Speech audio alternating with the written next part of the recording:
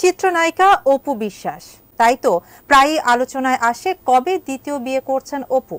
এবার বিষয়টি নিয়ে সরাসরি কথা বলেছেন নায়িকা। তবে যেদিন তুমি আমাকে ছেড়ে দ্বিতীয় কাউকে বিয়ে করবে সেদিনই আমি কাজলকে বিয়ে করব, তার আগে নয়। দ্বিতীয়বার বিয়ের পিঁড়িতে বসতে যাচ্ছেন ঢালিউড কুইন অপু বিশ্বাস। শাকিব খানের জন্য দীর্ঘদিন অপেক্ষা করলেও এবার ধৈর্যের বাঁধ ভেঙেছে, তাই পারিবারিক সিদ্ধান্তেই দ্বিতীয় বিয়েতে রাজি হয়েছেন তিনি।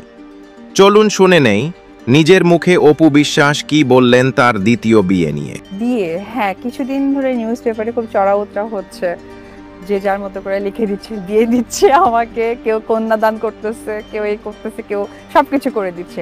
আমার পরিবার থেকে এই ধরনের আলোচনা চলছে, নট শিওর, বাট বিয়ে এখন নয়। হ্যাঁ, কথা হচ্ছে ইন ফিউচার।